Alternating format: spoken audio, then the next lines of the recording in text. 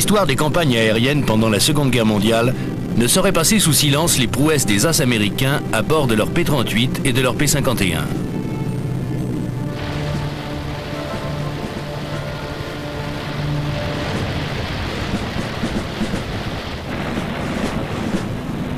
Mais un autre avion de chasse, moins connu, n'attire que rarement l'attention qu'il mérite, le Bell P-39 Airacobra.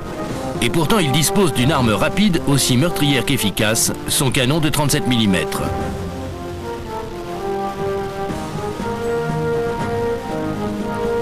Avec cet appareil, les Alliés ont enfin un moyen de se battre contre un ennemi qui, au début de la guerre, est invincible. Dès 1930, les machines de guerre allemandes et japonaises ont pris des proportions inquiétantes.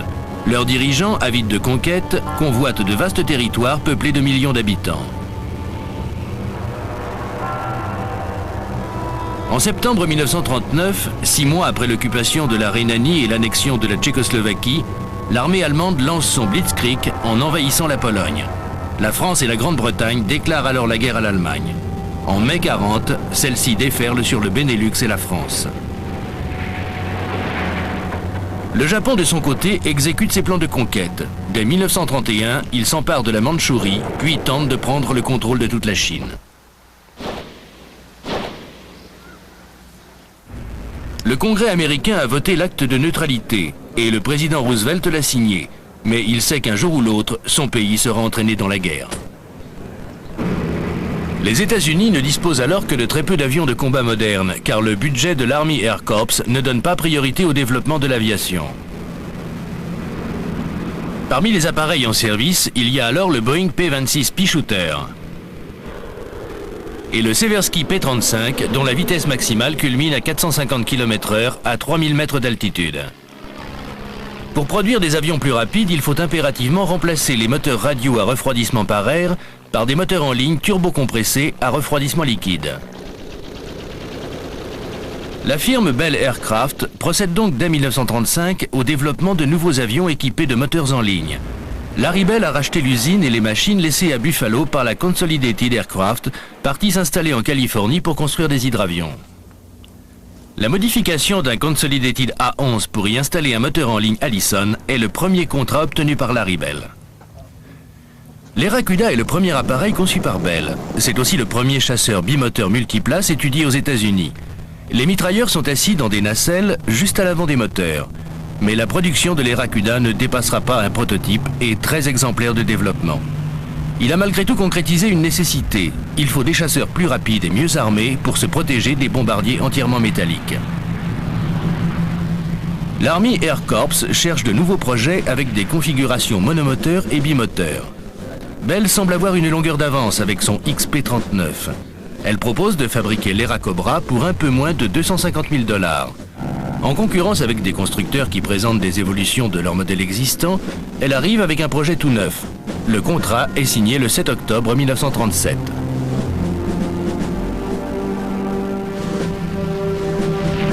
Grâce à celui-ci, Bell achète des terrains jouxtant l'aéroport de Niagara Falls et investit $1 million dans une nouvelle usine.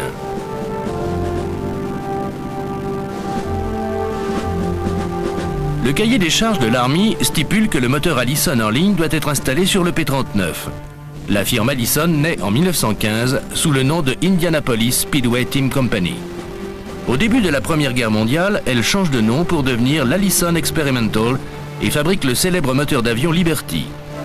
En 1929, General Motors rachète l'entreprise à l'ancien as de la guerre devenu coureur automobile, Eddie Rickenbacker. La mise au point du moteur Allison 12 cylindres en ligne refroidi par liquide nécessite un investissement de $900 000, une somme colossale par ces temps de crise. En avril 1940, les Français signent un contrat de $8,5 millions pour la fourniture du P400, la version exportation de l'Airacobra. Mais ce sont les Anglais qui reprennent le contrat après la capitulation de la France. Bell construit donc les Airacobra selon un cahier des charges anglais.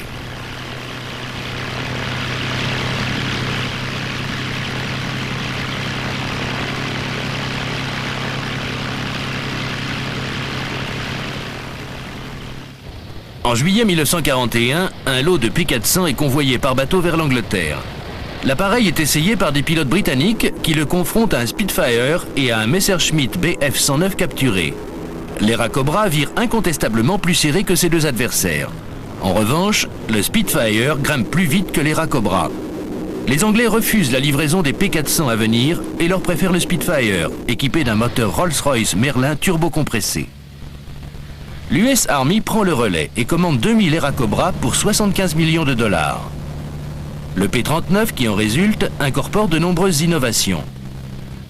Le moteur 12 cylindres est monté derrière le pilote, ce qui modifie considérablement le centre de gravité habituel. Il est relié à l'hélice par un arbre de transmission de 3 mètres de long qui passe entre les jambes du pilote. Ce qui laisse une large place dans le nez pour l'armement, des mitrailleuses et un canon de 37 mm. C'est le premier avion conçu autour de son système d'armes. Le canon de 37 mm de l'Airacobra a un calibre équivalent à l'affût anti-char qui équipe le véhicule blindé M3. Il tire directement à travers l'axe de l'hélice. Le choix de ce canon de 37 mm est la conséquence logique d'une idée simple. Le plus gros sera le mieux. Mais un canon de 20 mm, par exemple, a une cadence de tir et une vitesse initiale plus élevée. Pourtant, même si ce canon a ses limites, un Airacobra faisant feu de toutes ses armes est extrêmement efficace. On estime que chaque tir du canon fournit une énergie de 17 500 kg par mètre. Toutes ces armes tirées en même temps fournissent une énergie de plus de 24 000 kg par mètre, soit l'équivalent d'un camion de 5 tonnes venant s'écraser contre un mur à 53 km/h. Le P-39 est conçu pour emporter une charge armée maximale. Tout l'espace non occupé par le moteur, les trains d'atterrissage et le carburant est donc rempli de munitions.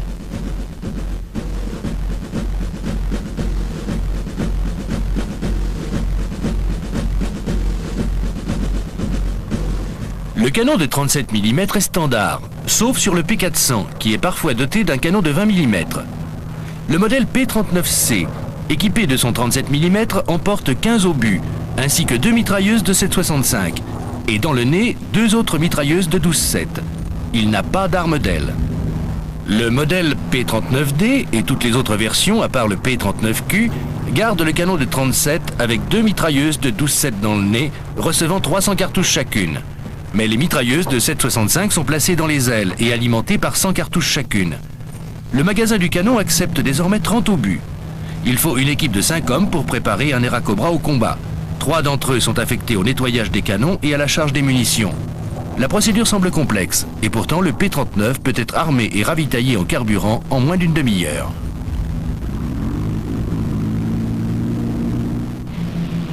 Le P-39 est doté d'un train d'atterrissage tricycle entièrement escamotable.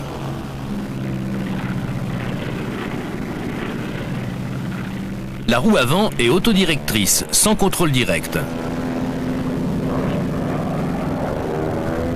Les 3 jambes du train sont activées par un moteur électrique de 3/4 de chevaux, 24 volts. En cas de problème, le train peut être descendu à la main. Le train tricycle accroît la maniabilité sur la piste et facilite l'atterrissage.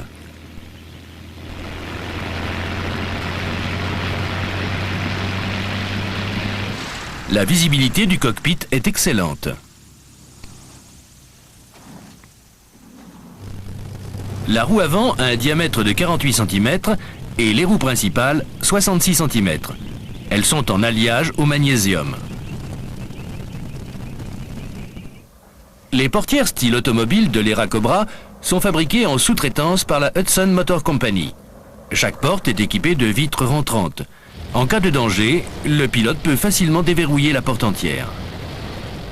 L'habitacle est conçu pour des pilotes dont la taille moyenne est de 1,72 m, ne pesant pas plus de 100 kg. Le siège baquet en métal n'est pas réglable. La verrière permet une visibilité maximale dans toutes les directions et préfigure les verrières en gouttes d'eau adoptées plus tard par la plupart des constructeurs.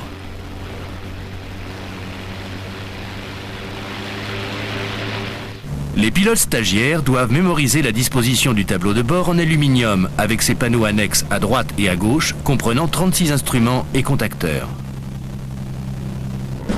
Le premier vol du P-39 a lieu le 6 avril 1939.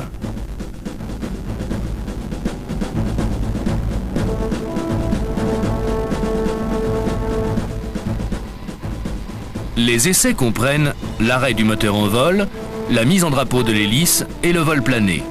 Il s'agit de déterminer le taux de descente de l'appareil à certaines altitudes, la traînée et la stabilité de la puissance. Les Airacobra sont tout d'abord fabriqués à la main, mais lorsqu'il s'agit d'en produire des milliers, il faut trouver des méthodes de fabrication plus sophistiquées. Bell met alors en œuvre des méthodes de production originales. La firme se vante d'être passée du stade expérimental à la production en série en moins de 300 jours. L'Airacobra est composé de 9000 pièces, 54 000 rivets et 500 mètres de câblage.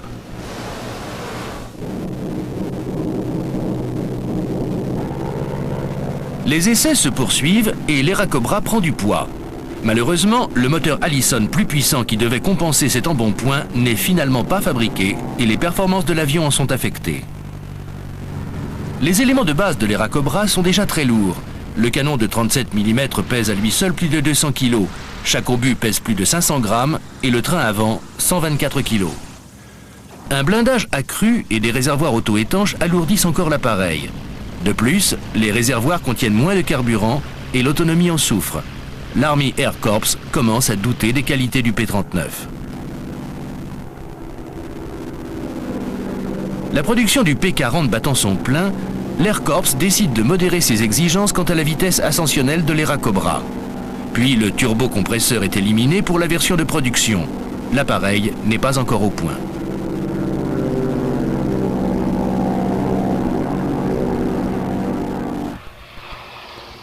Lors d'un des vols d'essai du P-39, le turbocompresseur tombe en panne, endommageant les parois du fuselage. L'appareil parvient toutefois à se poser sans encombre. Larry Bell et l'Army Air Corps sont d'accord sur un point. Il faut lancer la production de l'Airacobra pour être prêt en cas de guerre. L'armée ne pense alors pas que les bombardiers lourds auront besoin de chasseurs d'escorte.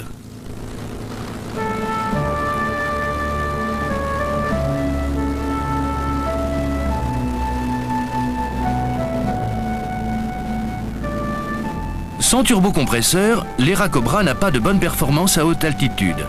Il n'est pas capable d'exécuter les missions d'interception pour lesquelles il a été conçu. De plus, il est encore alourdi par les modifications requises par la guerre en Europe. Sa vitesse et sa maniabilité à basse altitude sont certes satisfaisantes, mais peu après l'entrée en guerre des États-Unis, il est relégué aux missions d'arrière-front. Il n'a jamais retrouvé les performances du prototype.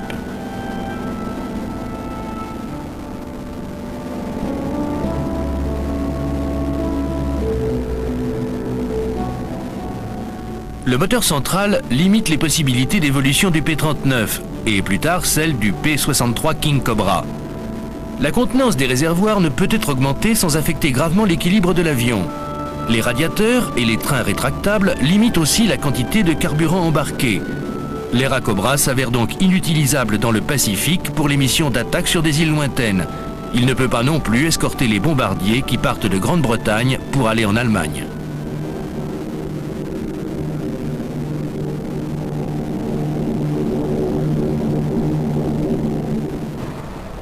En mai 1940, pour renforcer la défense des États-Unis, le président Roosevelt requiert la production de 50 000 avions de guerre.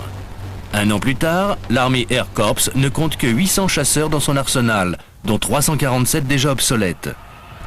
Sur les avions restants, environ 200 P-40 et 33 des 77 P-39 en service ne sont ni blindés ni dotés de réservoirs auto-étanches. En réalité, seuls 214 avions de chasse sont véritablement prêts à essuyer le feu adverse. L'armée s'est efforcée de préparer ses unités au combat, mais les nouvelles escadrilles ne sont pas suffisamment équipées. Or, les États-Unis vont bientôt devoir relever un défi d'importance. L'Airacobra est devenu absolument indispensable.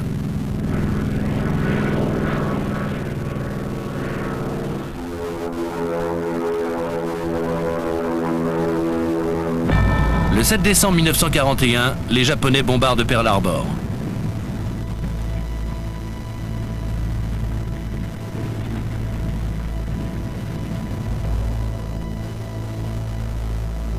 Les dégâts sont considérables, mais toute la flotte n'a pas été anéantie. Au moment de l'attaque, les porte-avions américains étaient en mer et les plus touchés sont tout à fait réparables. Les États-Unis ont donc de quoi répliquer.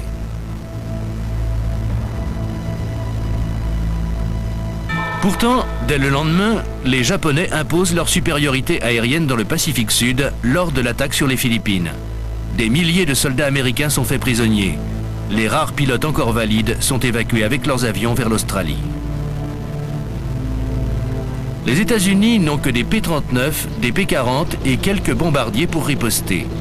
Les attaques sur les forces japonaises à partir de l'Australie manquent encore d'efficacité et il faudra 1 an au P-38 à long rayon d'action pour être déployé dans le Pacifique. Et là encore, quelques problèmes mécaniques le cloueront momentanément au sol. Les îles Aléoutiennes constituent un problème supplémentaire pour les Alliés. Faisant diversion pour préparer leur opération navale de Midway, qui finalement échouera, les Japonais ont attaqué et occupé 3 îles. Et bien que l'archipel ne soit pas un enjeu stratégique important, les Alliés doivent riposter dans des conditions on ne peut plus difficiles.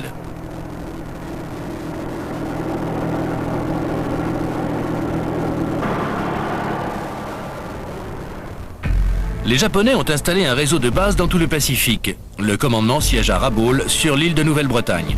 De là, ils préparent l'invasion de la Nouvelle-Guinée pour ensuite attaquer l'Australie.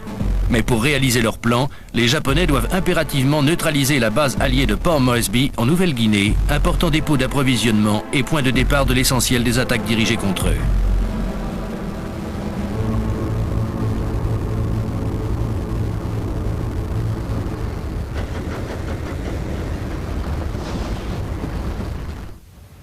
De nombreux pilotes américains fraîchement sortis de l'école de formation sont envoyés dans le Pacifique.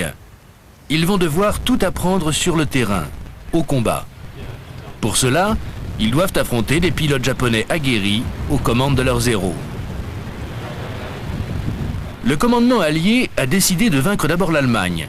La guerre dans le Pacifique ne revêt donc pour l'instant qu'un caractère défensif et le moral s'en ressent. Lorsque les P-39 et les P-400 arrivent dans les îles du Pacifique, les pilotes ont besoin de distraction. Ils décorent leurs avions, le pinceau à la main. Il faut bien passer le temps.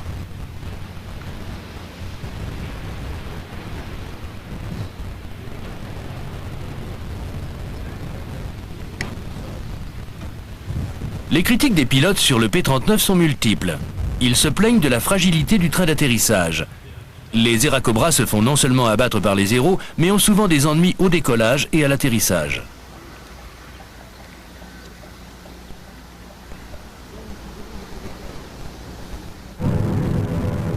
Lors de la défense de Port Moresby, les escadrilles de chasse alliées parviennent rarement à décoller à temps. Les alertes sont souvent tardives. Pourtant, malgré les bombardements incessants, la riposte s'organise.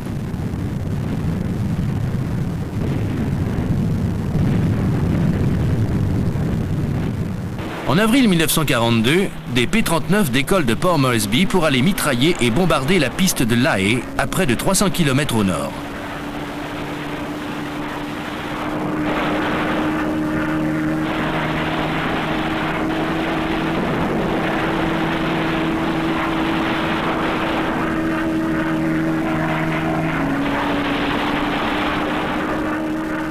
Les P-39 sont attaqués par des Zéros et une intense bataille aérienne se déroule au-dessus de la côte. 4 Zéros et 3 P-39 sont abattus.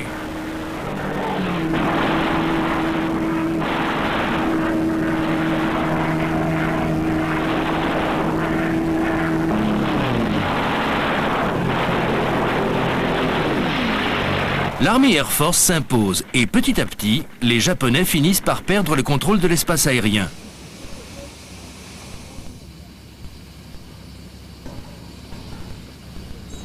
Les aviateurs américains reprennent confiance.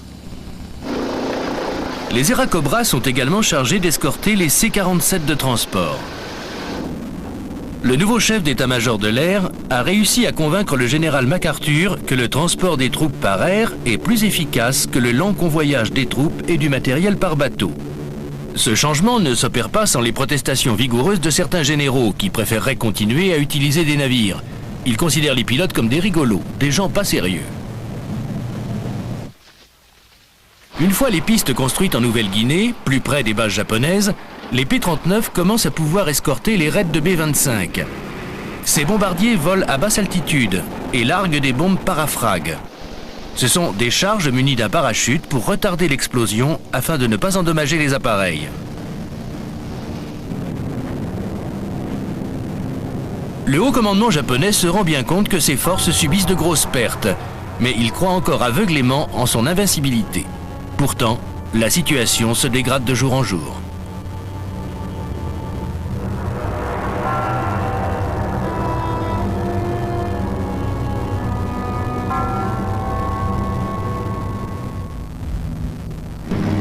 Les pilotes japonais sont des adversaires aussi impitoyables que talentueux.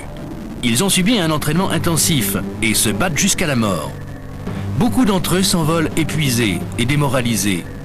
D'autres volent atteints de malaria, de dysenterie ou d'autres maladies tropicales. D'autres encore sont épuisés par un régime trop frugal et tout simplement par la fatigue. Contrairement aux pilotes allemands ou même aux pilotes alliés, ils n'ont même pas droit aux honneurs de la presse. Servir l'empereur est en soi un honneur suffisant.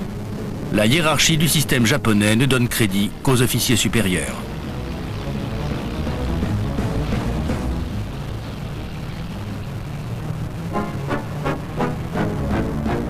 Les pilotes japonais ont un excellent avion, le Zero, dont les performances dépassent celles du P-39. Dans certaines circonstances, comme voler au ras des vagues à 500 km/h, le P-39 peut se dégager de la ligne de tir des Zero, mais ces derniers ont une meilleure accélération. Et en combat aérien, les pilotes alliés doivent protéger leur système de refroidissement moteur des tirs ennemis. Le Zero pèse 2800 kg, soit 18% de moins que le P-39D. Sa puissance de feu est impressionnante avec ses deux canons de 20 mm et sa batterie de mitrailleuses de 7,7 mm. Il est propulsé par un moteur Nakajima à refroidissement par air de 950 chevaux. Sa vitesse atteint 535 km/h à 4500 mètres d'altitude. Mais il a un point faible, son moteur. La matière première de qualité est rare au Japon. Les lubrifiants sont peu performants et les appareils perdent beaucoup d'huile. De plus, le Zero est dangereux pour ses pilotes.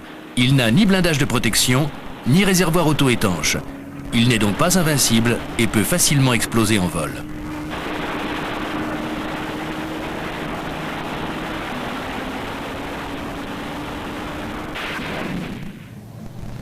Le commandement naval américain s'inquiète de plus en plus de la construction d'une base aérienne japonaise à Guadalcanal, dans les îles Salomon.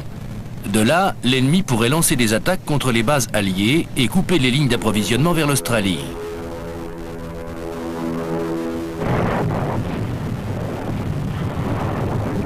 Le 7 août 1942, plus de 11 000 Marines débarquent à Guadalcanal.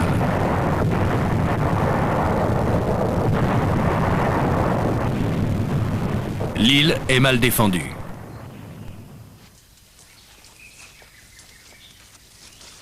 La piste aérienne commencée par les Japonais est achevée par les Marines et les Seabees. La base est nommée Anderson Field en l'honneur du commandant des Marines, Lofton Anderson, tué au cours d'une attaque aérienne contre la flotte japonaise lors de la bataille de Midway.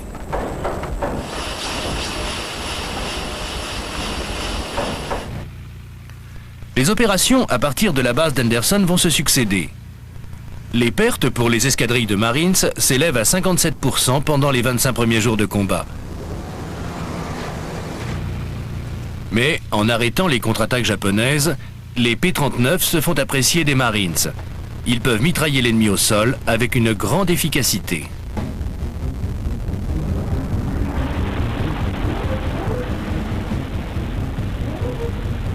Lors d'un engagement, des P-39D interceptent 10 bombardiers bimoteurs Mitsubishi Ki-12, surnommés Salis, escortés par des Zero.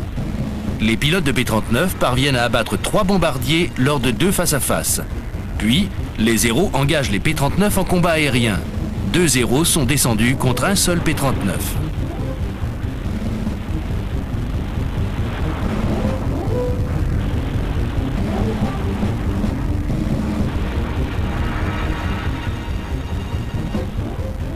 Mais de plus en plus, le P-39 sert pour des missions d'appui au sol, mitraillage et bombardement tactique. Face aux Zero, ils sont surclassés, alors qu'en appui, leurs canons et leurs mitrailleuses infligent d'énormes dommages au sol.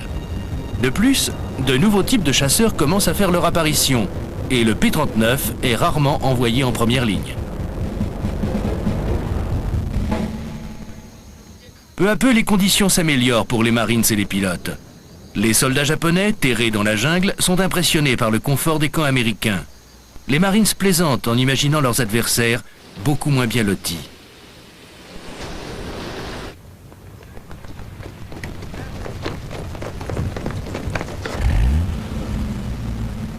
Beaucoup de nouveaux pilotes débarquant dans le Pacifique n'ont jamais pu s'entraîner à bord des P-39. Des rumeurs circulent à propos de ses qualités de vol et d'atterrissage. Les problèmes électriques sont nombreux et les réservoirs auto-étanches ne donnent pas entière satisfaction. Les ballons internes des réservoirs s'affaissent au fur et à mesure que le carburant diminue, mais les jauges indiquent toujours le plein.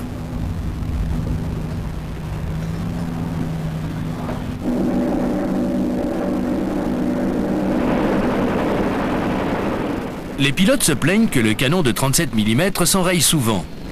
L'Army Air Corps ordonne alors une série de tests, dont les conclusions sont simples.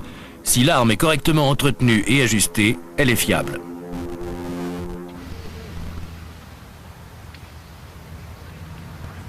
Mais on reconnaît que l'armement à bord du P-39 est difficilement accessible. Les équipes au sol ne peuvent pas, ou n'ont pas le temps, de faire leur travail correctement. Une bien maigre consolation pour ces équipes consciencieuses qui travaillent dur sur les pistes dans la jungle de Nouvelle-Guinée ou à Guadalcanal. La plupart des mécaniciens ont suivi une formation dans l'école d'apprentissage de la firme Bell. Pourtant, en dépit des efforts réels de tous, le canon continue de s'enrayer et certains pilotes cessent de l'utiliser au combat.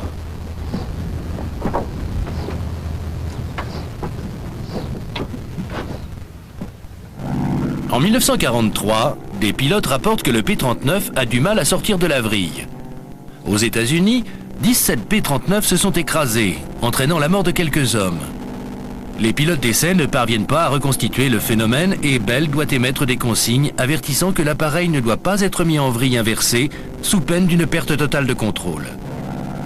Certains en déduisent que le problème vient du fait que le centre de gravité de l'avion est placé trop en arrière.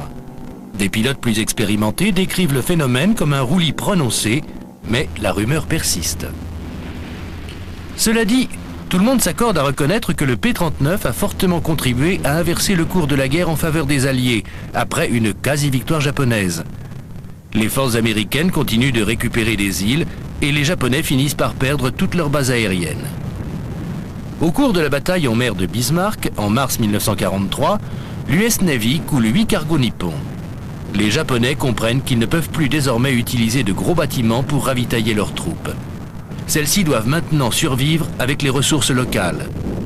Les Alliés ayant affirmé leur supériorité aérienne, décident d'adopter une stratégie en tenaille pour s'approcher de l'archipel du Japon et être en mesure d'envoyer des bombardiers directement sur Tokyo. Si le P-39 n'a pas la réputation qu'il mérite dans le Pacifique, il est très apprécié en Union soviétique.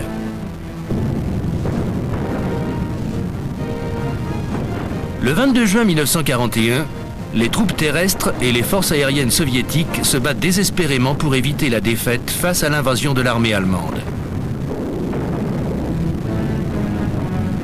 Les soviétiques mettent toutes leurs forces dans la défense de leur patrie.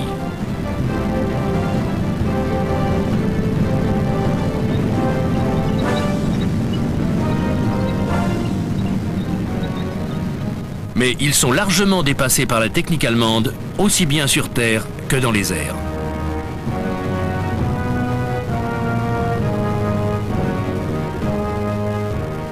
Cependant, tout n'est pas en faveur de Hitler. La Luftwaffe a été affaiblie par la longue et décevante bataille aérienne au-dessus de l'Angleterre. De plus, Hitler a décidé de retarder l'invasion de la Grande-Bretagne d'1 mois.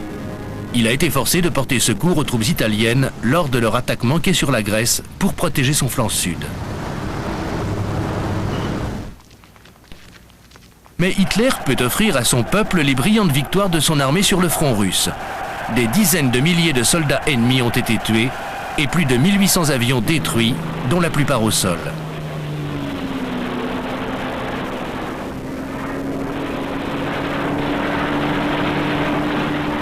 En octobre 1941, l'armée rouge a perdu plus de 5000 avions. Malgré leur courage, les pilotes russes sont largement dominés par l'adversaire. La responsabilité de cette défaite échoua à Staline, dont les purges ont tué plus de 75% des chefs militaires russes. Les éliminations ont affecté aussi les dirigeants de l'industrie aéronautique, et les survivants s'efforcent de colmater les brèches. Après le déplacement des usines à l'est de l'Oural, de nouveaux ingénieurs russes, tels Alexandre Yakovlev, conçoivent des avions modernes, incapables dans un premier temps de rivaliser avec les Messerschmitt 109. En fait, de nombreux pilotes russes considèrent que certaines de ces nouvelles machines sont dangereuses à piloter. Il serait donc d'autant plus dangereux de les confronter aux Messerschmitt. Les pilotes soviétiques adorent le P-39 et le programme Lend-Lease d'assistance militaire américaine leur en fournit en nombre suffisant. Les Russes ont surnommé leur P-39 Kobrouska, Petit Cobra. Une demi-douzaine de pilotes soviétiques ont à leur palmarès plus de 30 victoires aériennes à bord de leur appareil. Ils n'ont pas de mitrailleuse d'aile, seulement celle du nez, et le canon de 37 mm. Pour eux, c'est une véritable pièce d'artillerie volante qu'ils pointent au coup par coup. Sur le front russe, les performances en altitude d'un avion ne sont pas essentielles, car les soviétiques utilisent leur force aérienne pour l'appui tactique des troupes terrestres. L'autonomie limitée ou le rayon d'action ne sont pas non plus déterminants, car les pistes tactiques se déplacent avec le front.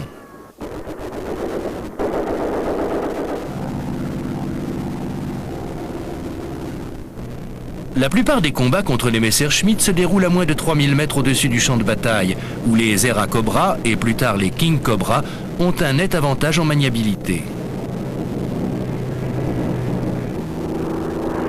Le P-39 est assez semblable au Messerschmitt. Tous deux sont de petits avions avec des moteurs en ligne à refroidissement liquide. Le Bf-109 est doté d'un Daimler-Benz de 1100 chevaux et le P-39 d'un Allison de 1150 chevaux. Les deux machines ont une autonomie limitée qui ont handicapé le P-39 dans le Pacifique et le Messerschmitt lors de la bataille d'Angleterre.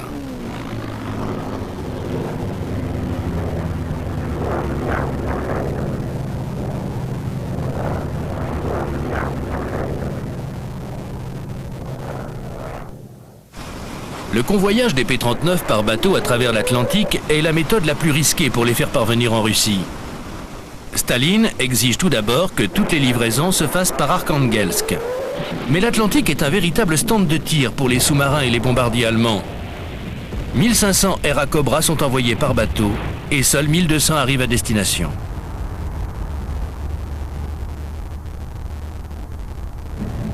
Quelques P-39 et P-63 donnés aux soviétiques sont convoyés par air jusqu'en Iran, mais la majorité est envoyée dans des caisses par le golfe Persique jusqu'à Abadan.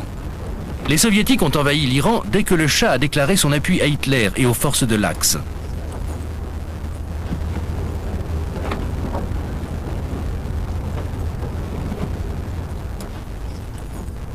Grâce aux techniciens expérimentés de Bell, l'assemblage est rapide et efficace. Les avions sont entièrement montés à part la voilure, les empennages, les trains d'atterrissage et les hélices. Mais la plupart des Era Cobra et des King Cobra sont assemblés à Niagara Falls, puis convoyés par air par le Montana jusqu'en Alaska. Là, des pilotes soviétiques en prennent livraison et s'envolent pour la Sibérie. Seuls les pilotes de confiance du régime peuvent prétendre à cette mission.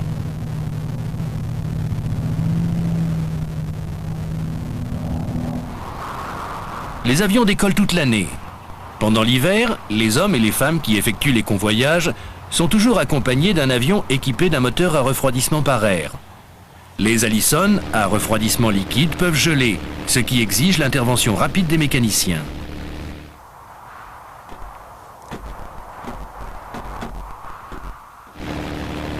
Ces vols, bien que difficiles, deviennent routiniers. Les circonstances éprouvantes offrent aux ingénieurs de la Bell Aircraft un nouveau terrain d'expérience. Les pilotes acquièrent une maîtrise supplémentaire et les avantages d'un train tricycle sont évidents.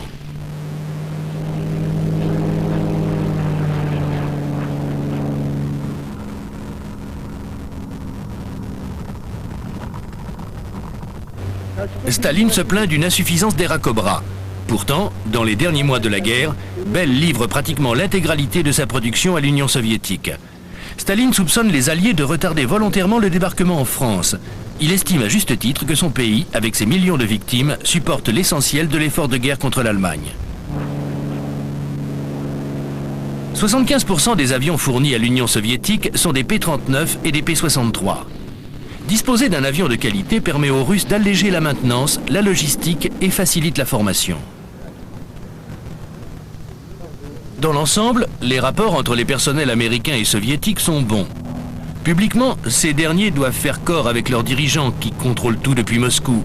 Mais dans la pratique, très peu de problèmes entraveront le transfert de ces milliers d'avions.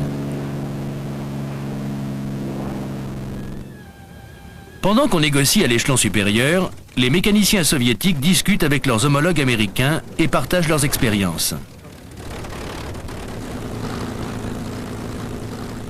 Grâce aux Alliés, les Soviétiques peuvent reconstruire leurs machines de guerre. L'armée allemande est mal préparée aux rigueurs de l'hiver russe, et encore moins à la masse continue d'hommes et de matériel envoyés au combat par les Soviétiques.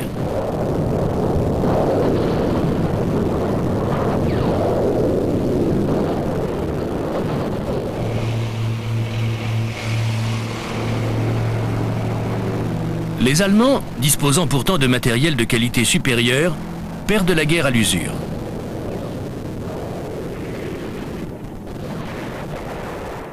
Une fois de plus, les Era Cobra et les King Cobra démontrent leurs avantages. Pendant que la bataille fait rage sur le front russe, les Alliés se lancent dans l'action sous le commandement du général Dwight Eisenhower et viennent défier les Allemands en Afrique du Nord. Un an plus tard, Hitler doit une fois de plus secourir Mussolini. Il doit cette fois-ci le délivrer après son renversement par la monarchie italienne. Le nouveau gouvernement a signé un armistice avec les Alliés après l'invasion de la Sicile. Presque immédiatement, les États-Unis fournissent des P-39 à l'armée de l'air italienne pour qu'elle puisse affronter les Allemands. Le P-39 peut encaisser de nombreux coups et on le surnomme bientôt le petit B-17. Les appareils utilisés en Italie ont déjà participé à de nombreux combats et les mécaniciens doivent travailler 24 heures sur 24. Les P-39 encore en service sur tous les théâtres d'opération sont en général en fin de carrière et Bell travaille déjà sur la prochaine génération.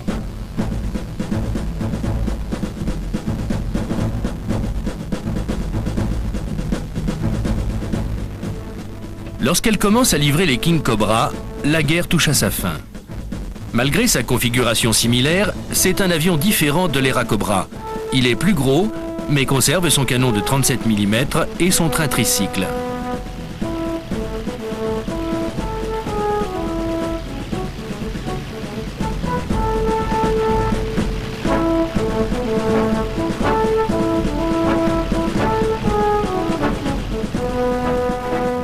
Le profil laminaire des ailes diminue fortement la traînée aérodynamique sur les surfaces portantes et améliore la portance. L'écoulement d'air est aussi amélioré au niveau des entrées. L'Army Air Corps a également exigé un entretien facilité, en particulier pour l'armement. Le P-63 est plus lourdement armé et embarque plus de munitions. Son blindage est amélioré et un système radio double est installé. En revanche, le poids de l'avion excède de 750 kg les spécifications fixées à l'origine. Les évaluations ne sont pas très favorables au P-63. Le canon semble tirer trop lentement pour le combat aérien. Une caractéristique plutôt surprenante puisque c'est précisément l'Army Air Corps qui avait insisté pour conserver ce canon. Les pilotes d'essai sont inquiets de constater que le magasin ne contient que 30 obus et que la trajectoire de la charge n'est pas suffisamment rectiligne. De plus, il est impossible d'ajouter des mitrailleuses dans les ailes, car la place est prise par les réservoirs de carburant. Une équipe d'évaluation de la base d'Eglin conclut finalement que le P-63 n'est pas utilisable en combat aérien. Non seulement sa vitesse maximale n'est pas au niveau des avions de la même génération, mais son rayon d'action ne répond pas aux spécifications les plus récentes. Les pilotes demandent également la suppression des portes style automobile et des arceaux sur la verrière. L'avion ne plaît pas, il est rejeté par les services de l'armée. Le P-63 peut pourtant virer plus serré et piquer sur les autres avions, mais sa vitesse, ascensionnelle et maximale, est en dessous des normes. C'est un bon intercepteur à courte distance, mais les besoins opérationnels en Europe et dans le Pacifique ont évolué. 3303 King Cobra seront fabriqués, mais aucun d'eux ne servira sous les couleurs américaines. Le P-63 King Cobra sera toutefois présent au sein de l'Air Corps dans une version très particulière, le RP-63 Flying Pinball, la cible volante. Les dirigeants de l'école d'artillerie au Texas cherchent un moyen plus réaliste pour entraîner leurs hommes.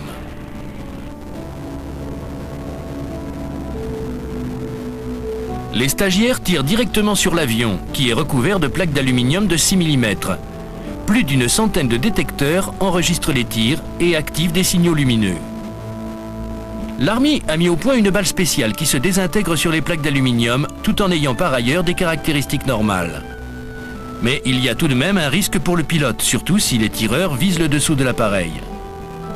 Le P-63 est aussi modifié pour recevoir des ailes en flèche qui mèneront directement au développement du Bell X-1 à moteur fusée, le premier avion à passer le mur du son.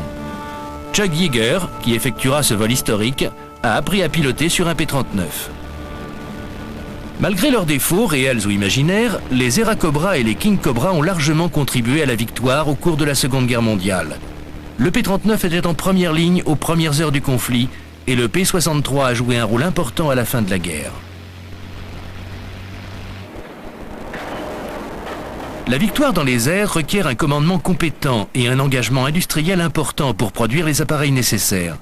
Les États-Unis en avaient les moyens, l'adversaire ne les avait pas et a dû en payer les lourdes conséquences. Les dirigeants ennemis ont su moderniser leurs forces aériennes au moment où ils mettaient au point leur plan ambitieux de conquête mondiale. Mais cette avance technologique s'est considérablement réduite dès l'instant où ils n'ont pu remplacer leurs appareils devenus obsolètes. Un problème amplifié du fait de leur incapacité à augmenter la production au moment où ils en avaient le plus besoin.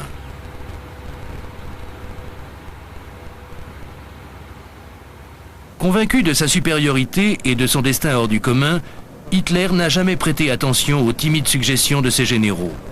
Il a ordonné d'attaquer la Russie et a gaspillé ses meilleurs avions à mener une guerre impossible sur 2 fronts. Et les avions alliés allaient bientôt survoler l'Allemagne en toute impunité. Quant aux dirigeants japonais, ils ont été tout aussi aveugles en sous-estimant les ressources des Alliés. Ils n'ont pas su lancer de nouveaux avions avant qu'il ne soit trop tard.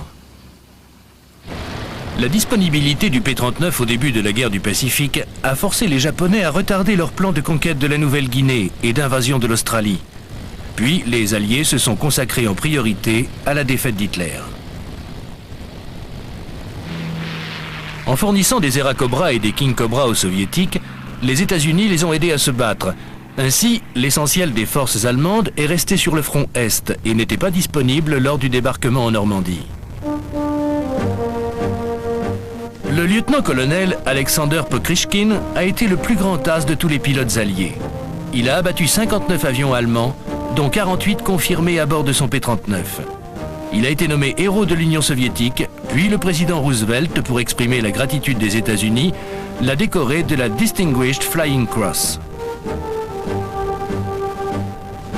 Les 4 plus grands pilotes soviétiques après Pokrychkin ont piloté des P-39 avec lesquels ils ont abattu 146 avions allemands. En tout, 9 pilotes soviétiques ont compté plus de 20 victoires confirmées à bord de leur P-39 Era Cobra. La Luftwaffe a utilisé des tactiques de combat favorisant plus la maniabilité à basse altitude que la vitesse ascensionnelle. Dans ces conditions, les pilotes soviétiques dans leur P-39 disposaient presque des mêmes avantages. Ils ont amélioré leur vitesse en enlevant la lourde radio montée à l'arrière de l'habitacle. Les radios soviétiques étaient de si mauvaise qualité que les pilotes avaient appris à s'en passer. Plus tard, les As allemands ont été dépassés. Ils se sont fait abattre en partie parce que leurs avions étaient usés. Ce qui a donné aux jeunes pilotes russes sans expérience une meilleure chance d'être victorieux au combat.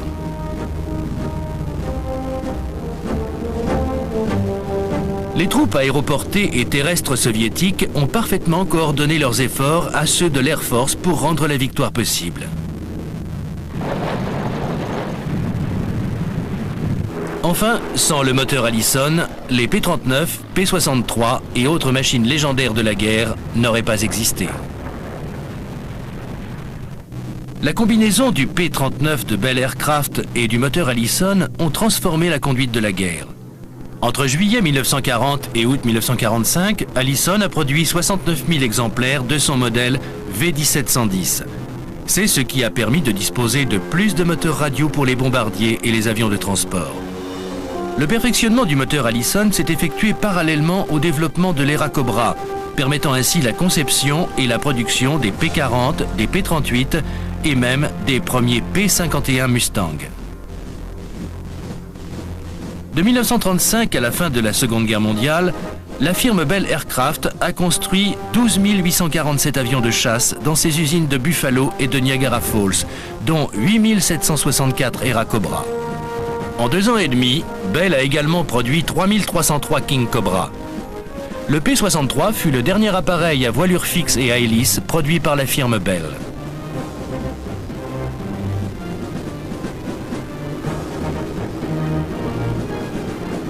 La firme Bell laisse un héritage prestigieux, du prototype de l'Eracuda au Cobra. Innovation et perspicacité ont été les maîtres mots de sa production, et sa volonté de repousser les limites techniques, ajoutée au désir de fournir aux forces armées américaines les meilleures machines possibles, ont donné naissance à bon nombre d'ailes de légende.